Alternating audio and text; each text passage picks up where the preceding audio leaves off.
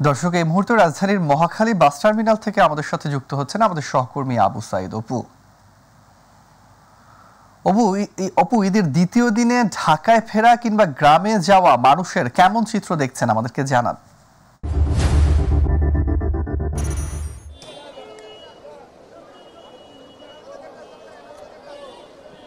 হাফিজ, আপনাকে ধন্যবাদ। আসলে আপনার মাধ্যমে আমি একটু দর্শকদেরকে জানাতে চাই যে গাবতলীতেও কিন্তু আমরা সকালে দেখেছি ঘরমুখ মানুষের উপচে পড়া ভিড়, কারণ ঈদের দিনে অনেক ধরনের যানজট থাকার কারণে কিন্তু মানুষ যাতে স্বস্তিতে পরিবার পরিজনের সাথে ঈদ আনন্দ উপভোগ করতে পারে এবং যারা আসলে পরিবারের লোকজন আসেন তাদের সাথে ঈদের যে আনন্দ ঘন মুহূর্তটুকু কাটাতে পারে, সেই জন্য কিন্তু আজকে ঈদের দ্বিতীয় দিনের মতো কিন্তু এই নগরী ছাড়ছে রাজধানীবাসী।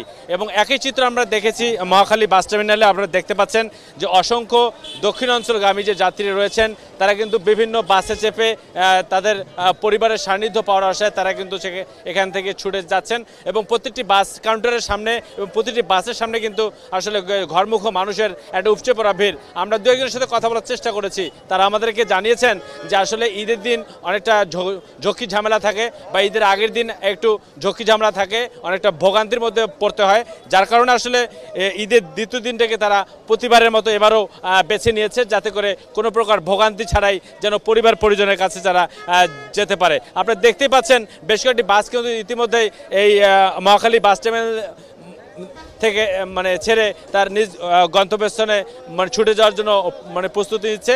পাশাপাশি আরেকটি বিষয় না বললে নয়, এখানকার যাত্রীদের প্রত্যাশা একটাই যে আসলে যেভাবে তারা নিরাপদে আসলে বাড়িতে যাচ্ছেন সেভাবে যেন নিরাপদে তারা ফিরতে পারেন এই কর্মব্যস্ততা নগরী রাজধানীতে। তবে বাড়তি ভাড়ানোর অভিযোগ যেটি আসলে বরাবরই করা হচ্ছিল সেটি কিন্তু আসলে অব্যাহত রয়েছে এবং এখানকার যারা সংশ্লিষ্ট পরিবহন যারা সংশ্লিষ্ট রয়েছেন তারা বলছেন যে আসলে গাড়ির সংখ্যা কম হওয়ার কারণে কিন্তু অনেক সময় বাড়তি ভাড়া কিছুটা নেওয়া হচ্ছে, যদিও আসলে সরকারের একটি নির্ধারিত ভাড়া আসলে দেয়া আছে। অর্থাৎ সব কিছু মিলে বলতে গেলে যেভাবে নিরাপদে আসলে এই কর্মব্যস্ততা নগরী ছেড়ে গ্রামের পথে বা আপন নিরে ফিরছে মানুষজন, সেই স্বস্তিতে যেন আবার ফিরতে পারেন এই কর্মস্থলের নগরী রাজধানীতে, এমনটাই প্রত্যাশা কিন্তু ব্যক্ত করেছেন গাবতলী, সায়দাবাদ এবং মহাখালী বাস টার্মিনালের যেসব ঘরমুখ মানুষ সেই সব যাত্রীরা। তো হাফিজ, এটাই ছিল আমার কাছে মহাখালী বাস টার্মিনাল থেকে সর্বশেষ খবর। হাফিজ। অপু, আপনাকে ধন্যবাদ।